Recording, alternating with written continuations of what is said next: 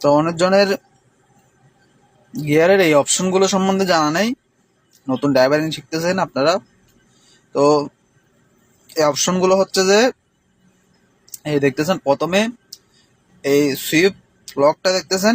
এই সুইপ লকটা হচ্ছে যে আপনাদের গাড়ির কোনো গ্যারেজে অথবা কোনো জায়গায় যদি আপনাদের গাড়ি বন্ধ থাকে, স্টার্ট হচ্ছে না, তো আপনারা এই সুইচটা চাবি ধরে, এক আঙ্গুল দিয়ে চাবি ধরে আর খাতে এরকম করে গিয়ারটা টানিয়ে আনতে পারবেন। আপনাদের গিয়ারটা এরকম স্বাভাবিক আসবে না। এক গাড়ি স্টার্ট থাকলে আসবে ব্রেক চাবি ধরে, আর দ্বিতীয়তে গাড়ি স্টার্ট না থাকা অবস্থায় এই সুইচটা চাবি ধরে আনতে হবে। ব্রেক চাবি ধরলেও আসবে না, এই সুইচটা চাবি দিয়ে আনতে হবে।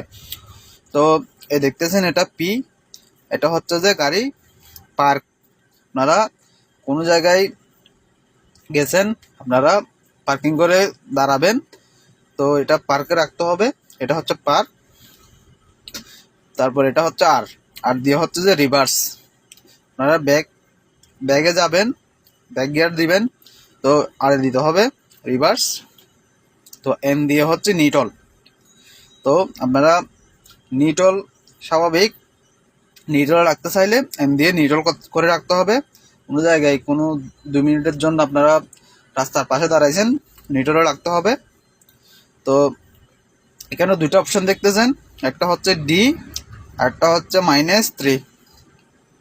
তো -3টা হচ্ছে যে অড ড্রপ, তো ডিটা হচ্ছে যে ড্রাইভ।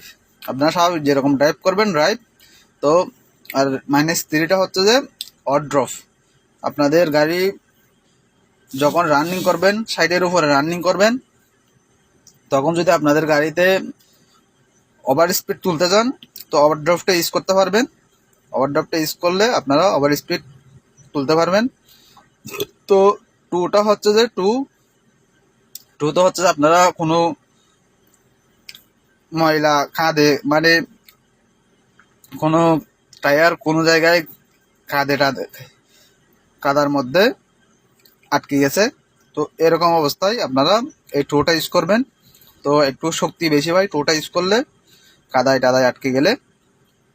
তো এলটা হচ্ছে যে আপনাদের লো। তো আপনাদের মানে দেখতেছেন কোথাও আপনারা এই উঁচু জায়গায় খাড়া জায়গায় উঠতেছেন, তো যদি ডিতে যদি ক্যাপচার না করে আপনাদের, তাহলে এলে দিবেন। এলে দিলে আপনাদের গাড়িতে শক্তি একটু বেশি পাবে, তাহলে উঁচু জায়গা খাড়া জায়গা আপনাদের একটু উঠতে কষ্ট হবে না। তো আশা করি বুঝাইতে পারছি। তো যদি আমার ভিডিও ভালো লাগে থাকে, আমার এটা ফিক্স হয়ে আছে, আপনারা লাইক শেয়ার কমেন্ট করে যাবেন। ধন্যবাদ।